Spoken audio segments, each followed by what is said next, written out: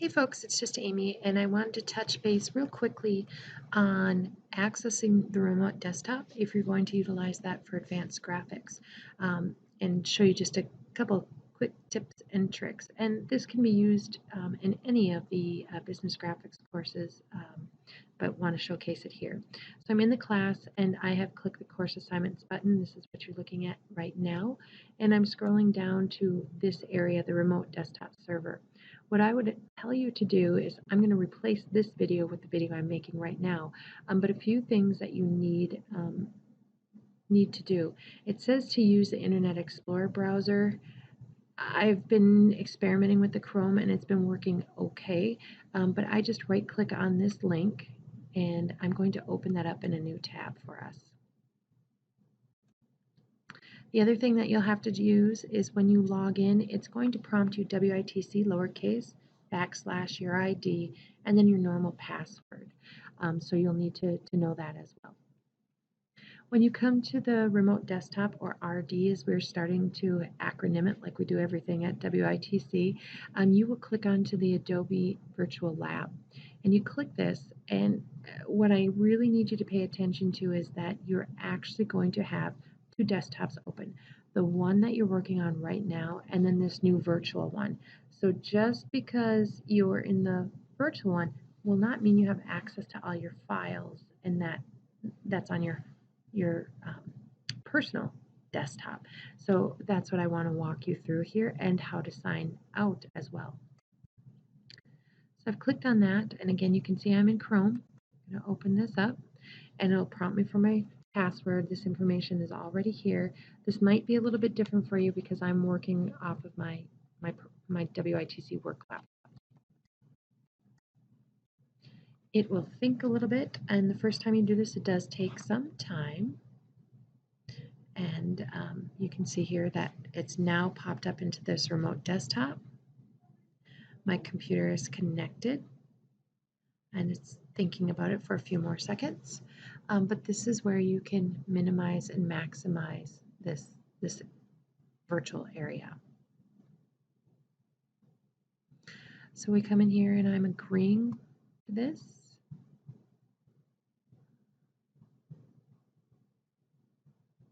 And sometimes it's hard for me. I want things fast, fast, fast, but you have to be patient with this remote desktop.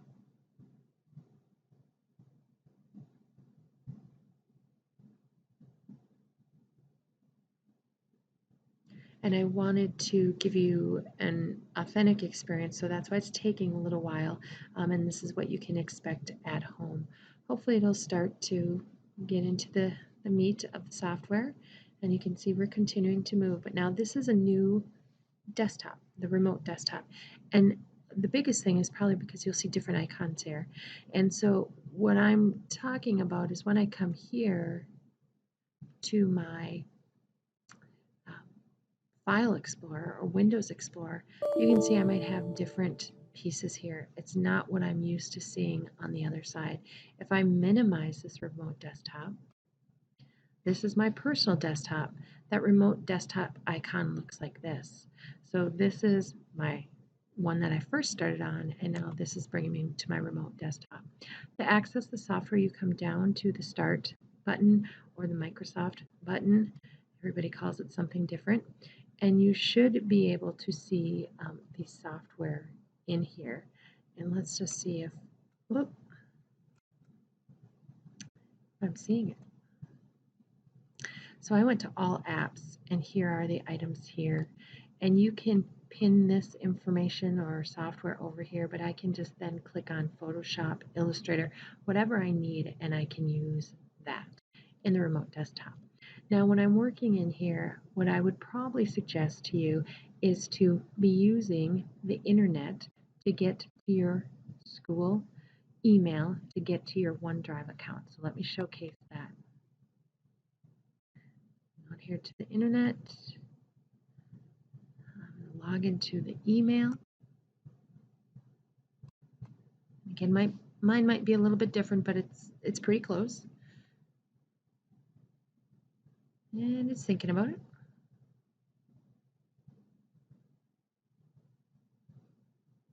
Maybe it doesn't like that.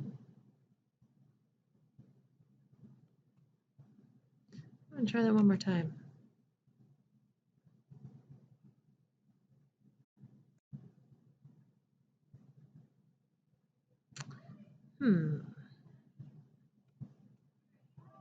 Let's close those and let's try Internet Explorer.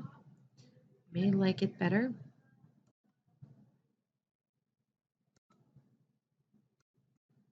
And remember, I'm just gonna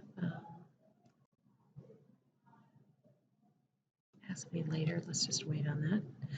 I'm gonna come here to WITC, log into my email.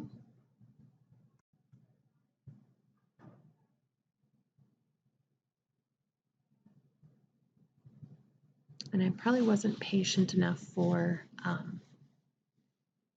Google Chrome, but when you click on this tic-tac-toe, it might be here or it might be over here depending.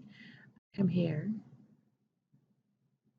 and here's my OneDrive, and this is where I've uploaded my data files. This is where I'm starting to save my work because everything's up on the cloud and I don't have to worry about it so much. So as long as I have access to the internet, then I can access these files. You can upload your files all in one fell swoop. You can sync things, you can create new things, but this to me, when I'm working in the virtual remote desktop, is where I'm saving my files because I know I can get to them then on the other side of my other desktop. So I hope that makes sense. When you are done using Photoshop, etc., and I'm just gonna again show you where that would be. Here's Photoshop right there. I'm not going to open that because that would take quite some time. You would log out of Photoshop, but what you really need to do is to come down here to the Start Microsoft button, click your name, and sign out. If you don't sign out, it hangs you up for the next time that you want to use the remote desktop. And if there's multiple students on here, it might not allow somebody else to access the remote desktop. So I'm going to sign out. It just takes a few moments. And it's now gone away from my normal desktop toolbar, and I'm back to Blackboard. The other thing that's great is when you're working in the remote desktop, you can have Blackboard open and upload your assignments right from there. So that's what that remote desktop looks like. If you have any questions, feel free to ask me, and if you're having problems, send me an email as well and we'll get that fixed for you. Have a great day.